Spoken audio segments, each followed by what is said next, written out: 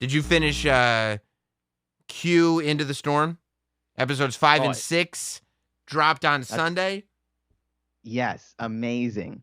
Loved it. Was That's one of my favorite documentaries in the last 3 years. Why 4 years. Why do you think more people aren't talking about it? I feel like it's not. It's one like I feel like people should be Tiger Kinging this thing, but I don't know. I think that maybe it's because there are people who are either like people who support Q are so hardcore, and the people who think hardcore think that Q is like the stupidest thing ever, or it's ruining our country, or any of that stuff, are so hardcore against it that they can't put that aside and just look at it sociologically and just watch this thing happen. I don't know. Yeah, I have been telling everyone about it. I'm like, yo, you guys need, because I feel like this is a really good documentary. There's not enough talk about it. But it's risky. It's risky because you go to somebody and they're like, you're like, do you see that Q doc on HBO? And they're like, what? And they're like looking at you like, yeah. What are you watching, man? And I'm like, no, it's just the story. No, maybe that's why nobody's talking about this. Never mind. Yeah. Never mind. It's so touchy. It's so touchy to even talk about this. Type in. Yeah. I didn't want to type in QAnon into Google. Like, I don't even want Google to think that I'm like into that. And then it's going to send you a bunch of stuff with the algorithm. They talked about it. They talked about it in the doc. How many people got hunted down by these algorithms? They were like, oh, that's interesting. Oh, that's interesting. All of a sudden, the algorithm tidal wave comes in, and they're getting drowned by, Wayfair and everything. Like, it's not good. That's what happens. Like, you get drowned by these algorithms, and then you go like, how is everybody else not seeing this? And it's like, because, bro, like, you're not just on the internet. It's like that guy, somebody, I think, on YouTube, I think that's where I'm getting it from. Somebody was like, Sam just watches the recommended videos page. And it's like, everybody doesn't get the same recommended videos anymore. So, like, as far as I'm concerned, the most popular stuff on YouTube is YouTube drama videos and wrestling biographical videos. Like, those are the two biggest things on YouTube because it's always the front of the page. Every time I go on, it's the top page. I don't know the biggest things on YouTube are Breaking Bad and Final Fantasy. I have no idea what you're talking about. Breaking Bad, like recaps and stuff like that. Those are still the biggest things on YouTube. Everyone talks about it all the time. Wow. Front page. Like, how are you not seeing this? Like, you come on here, like, how are we doing a Sam Roberts Now and not covering Breaking Bad? It's literally the most popular stuff on YouTube. Yeah, they talked about that. They talked about it a lot. How, like, you get drowned out in these algorithms, and I'm the same way. Sometimes I'll like look stuff up for the show for Jim and Sam, like to just be like, okay, I'll play you this video, and I'll be like, oh fuck, it's gonna screw up my algorithm. Now they're gonna start suggesting more videos like this because I'm signed in. Like I won't let my wife put any videos on for my kid while my account is signed in. Like, if you want to screw up your algorithm, go ahead and do that. But I don't want any of these weirdo kids' YouTube channels being suggested to me. No, thank you. None of my accounts. Not this account, not the Sam Roberts Now Clips account, not the Not Sam Wrestling account. None of my accounts can anybody touch. Because gotta go incognito. Incognito. Because then all the weird stuff starts coming in. I don't want anything to do with it. But we did. I mean, what was so sad, it had this doc, it didn't need to be 6 parts, I guess, but none of these docuseries need to be as long as they did. Like, Tiger King didn't need to be 10 parts, nothing needs to be as long as it is anymore. But we live in streaming world. Sam Roberts Now doesn't need to be 60 to 90 minutes every week. We could probably wrap this up in a solid 25 and be good to go. But why not? We're hanging, bro. We're talking about this stuff. Let's keep talking. So I don't really see that as a criticism, but I do love that because you're sitting there, you're watching this, and your thought is, as you start to get towards the end, you're like, oh, this is going to be so annoying because there's not going to be an ending to this because obviously we don't know who Q is. Mm-hmm. And then you see that one moment where it's like, oh my God, what did we just, did they just, the whole goddamn smile. Yeah. This picture right here that we're looking at, one of the most satisfying milliseconds that I've ever felt watching a docuseries. This single frame made 6 hours of a QAnon documentary all worth it because you were like, oh my God. And then, I mean, it's just so poetic. Old, what's his name here? Ron Watkins, old Ron Watkins. Ron Watkins, yeah. Going like, he goes, well, now I'm publicly posting about all this stuff. I used to do it anonymously. And then there's this weird pause. And he just kind of smiles. And it's that smile where you go, "Oh my God, what did I just say that out loud?" Like, and it's that awkward smile where you're like, you weren't listening to me, right? Like, no, you heard me. Yeah. I heard you. And then the We're both here. filmmaker smiles back like, "Oh no, I was listening very carefully just now." And they both just start laughing. Like both of them at this. That's what I love when the filmmaker starts laughing. And this guy, Ron, starts laughing too. Because, like, this realization sits in. And I don't think just Ron Watkins here was behind all the QAnon stuff. I think that his dad, Jim Watkins, had a lot more to do with it. I think that he was definitely, I think, in talks with some people connected to the Trump administration, I think. Yeah, I think, you know what I think? I think Steve Bannon might have been involved in the very beginning and then stepped out, and that's why they're trying to frame him. Mm-hmm. You know, I think that there's some kind of grudge there. I think, and I think that there's people in Washington involved. What the general, what's his name? Michael Flynn. Michael Flynn. Yeah, there's some weird stuff with Michael Flynn. When he starts doing like Q taglines. A salute. I'm like, what are you doing, dude? Yeah, so I think there were opportunists who didn't have anything to do with it. Like I don't think Trump had anything to do with it. I think he was just an opportunist. Yes, I agree. And I think that there were people with him going like, "Yo, you should see this. You should definitely cash in on this." And he was like, "I'll do that." Yeah. Yeah, I'll definitely do that. Yeah, I don't think I would agree with that. But like I said when we first talked about it, when we talked about parts 1 through 4, like everything on the internet is at least 50% troll. And when you look at the way Ron smiles, you start going like, wait, was Q like almost all troll? Was it all like just some weird kid? Like, was that it's such a beautiful moment where like you because for the most part, whether you think he's Q or not, that he's to some certain like degree like bullshitting you. Like you're not seeing the real Ron Watkins. Right, like and that's the one moment. And like when the filmmaker starts laughing, and like what I started feeling was at first the filmmaker's laughing because he's like, I've spent years documenting this and trying to figure it out. And this is all it's been the whole time. And then as the laughter continues, you start reflecting on all the people that kind of lost their lives in this movement. And you're like, oh my God, this is the internet. This is what the internet is. And you can't, this is what algorithms do to people. This is what being cooped up in your house all the time does to people. It's just insane. There's so many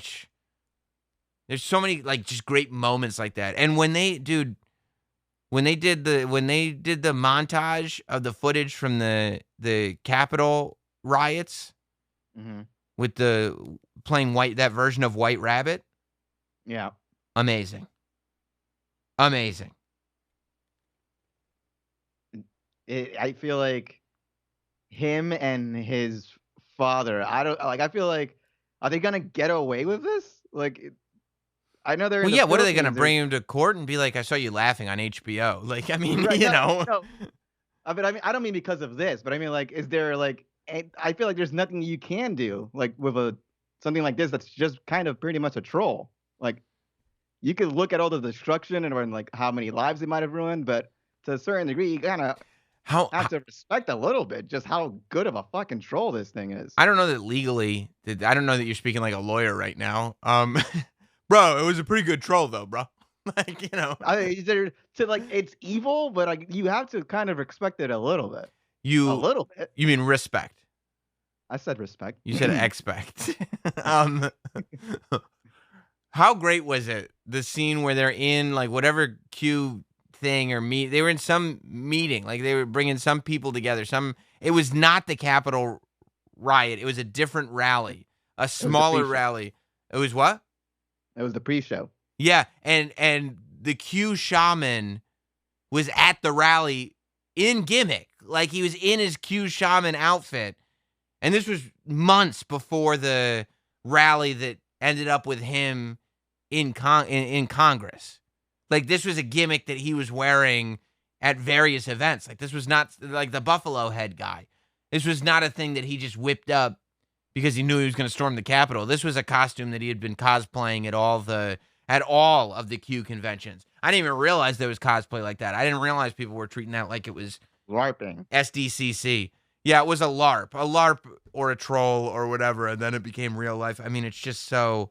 I still think that when you watch that movie, I think it's way too sympathetic to this, to little Fred Brennan. I think that there's some real venom that Fred's got for these Watkins characters. I think there is so much, after 6 hours, there is still so much with Fred and so much with the Watkins twins that is not said. And I think that laugh and that acknowledgement at the end where it's like, yeah, this whole thing has been bullshit. Like, that's at least an acknowledgement that we're not getting the story. We know the story that we think it is, that's what's going on. The story that we've been told, these stories that they're telling are all lies. When he's sitting there going, I'm really not a political person. And that infuriated me. When both of them, the dad and the son, are like, we're not political people. And everything they do on the internet is surrounding politics. And he's like, no, that's news. That's something different. It's great. It's great. It's incredible. QAnon? What is QAnon? Yeah. Yeah. And then old Ron over here, he's like, I really don't read those posts. I never read a QAnon post. I've never read a Q post. And then he starts like in another scene, he's able to analyze Q's posting based on other posts. And like now he's an expert. Before he had never. And then towards the end, when he got banned, before he got banned on Twitter, he was just posting all of the Minion stuff. He was responsible for all that shit. Yeah. Well, I mean, yeah, he was. I don't know that you could put it just all on him, like it's no. I'm saying he started it. Yeah, Trump was retweeting him and all that and helping him spread it. Yeah, I didn't realize how big his Twitter was. I was like, when I was watching the documentary, I was like, maybe I follow this guy on Twitter. I just, because he's such a weird guy. And they were like, and Trump started retweeting him, and I was like, oh, this is like a big Twitter account. This is okay. Well, maybe I'll just watch the doc then. Maybe I'll stay away from that. But yeah, it was great. It was a lot of fun. Which is weird because you wouldn't think, and that's I think some people's problem with it, that it's for some people like they are so angry at everything that's happened that they don't want this to be as fun as it ends up being. But like the story's ridiculous. It is. Like it's a ridiculous story. So what are you going to do? How else are you going to tell it? And I thought it was great. The people who fell for this kind of stuff, they were going to fall for, if it wasn't QAnon, they were going to fall for something else. I'm not even, like, I'm so conflicted. I don't know how angry. Man, I don't know. I don't know if everybody would have followed. Q got so big. Like, it's a lot of people who follow conspiracy theories anyway started following it, but a lot of people who don't follow conspiracy theories started following it as well. I mean, there like the one guy in the doc, he said that he thought that in the future that the Q movement, the Democrats as we know it would become traditional Republicans, and that Republicans as we know it would become, this Q movement. And there was a while that now that seems like, I don't think so, but like a year ago, that wasn't such a wild statement to make. So, I mean, there was something about this specifically. And it also, I mean, I really think that COVID was a big part of it. The amount of people that were stuck at home getting these tidal waves coming in of information that they were like, whoa, and they had the time to sit there and read it all. I think that was a big part of it too.